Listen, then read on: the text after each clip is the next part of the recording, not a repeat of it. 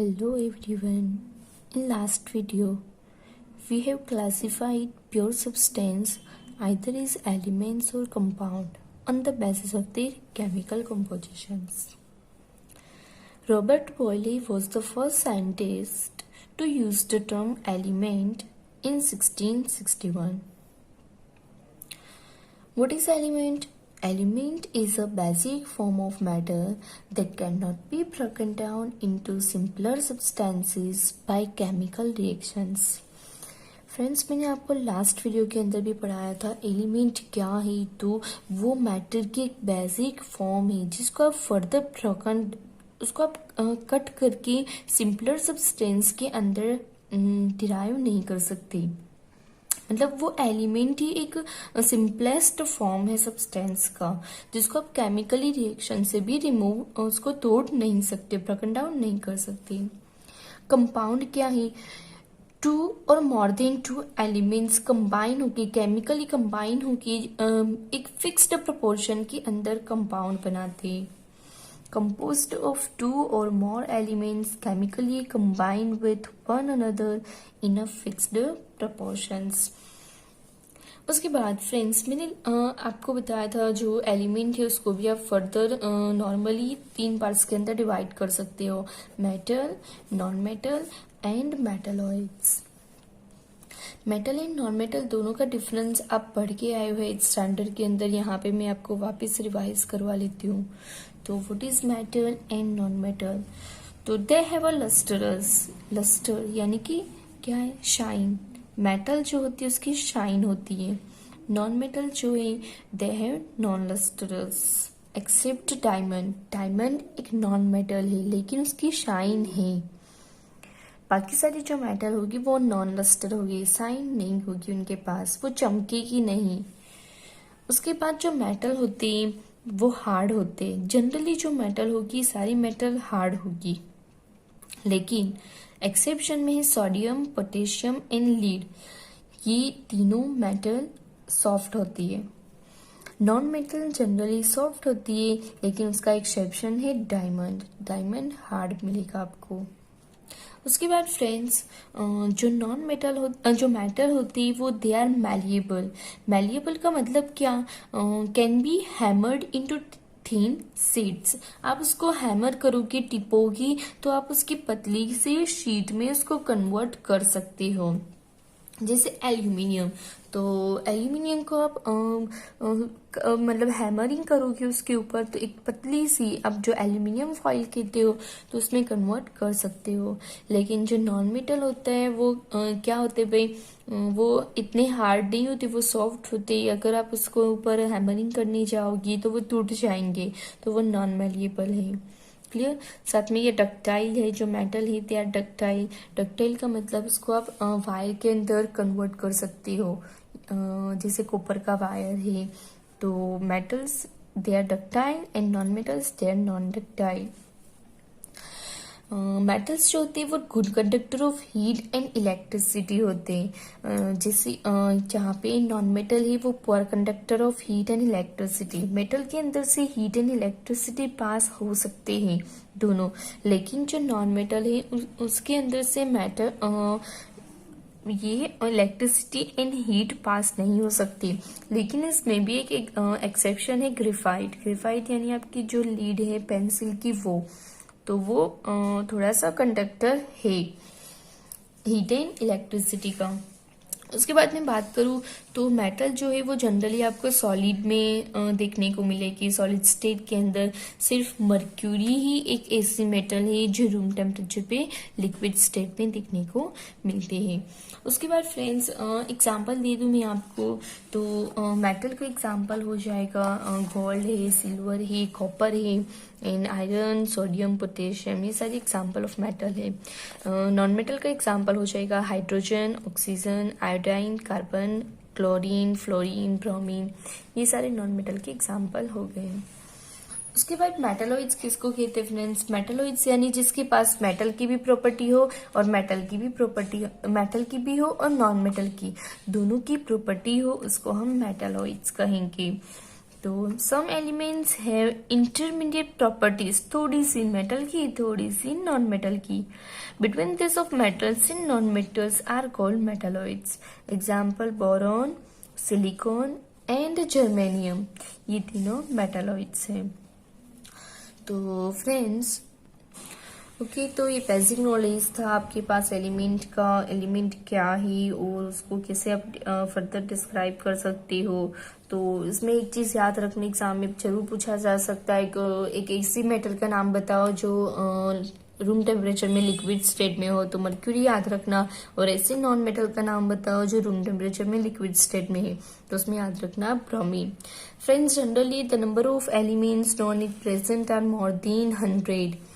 92 elements are naturally occurring and the rest are man-made. उनमें से majority of the elements are solid है.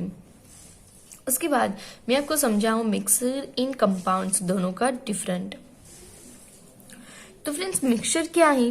तो mixer यानी elements और compound just mix together to form a mixture and no new compound is formed. तो friends यहाँ पे mixer यानी कि सिंपली हम किसी चीज को मिक्स कर ले ऐसे ही रैंडमली, बिना कोई कंपोजिशन या बिना कोई रेशियो लिए, कोई प्रपोर्शन लिए, ऐसे ही आप एलिमेंट इन कंपाउंड को जस्ट मिक्स कर लोगे आप, तो आपका हो जाएगा मिक्सचर्स. सिंपल एग्जांपल दूं तो आप चाय बनाते हो घर पे, तो चाय में कुछ फिक्स नहीं होता कि शुगर इतनी डालो या चाय पत्ती इतनी डालो, आपके हिसाब से, आपके अकॉर्डिंग टेस्ट के हिसाब से आप डालते हो, तो वो हो गया आपका मिक्सर. कंपाउंड क्या है? Elements react to form new compounds. यहाँ पे सिंपली मैं बात करूँ तो दो या दो से ज्यादा एलिमेंट कंबाइन होके, केमिकली कंबाइन होके उनके बिटवीन में रिएक्शन होगा और बाद में कंपाउंड मिलेगा.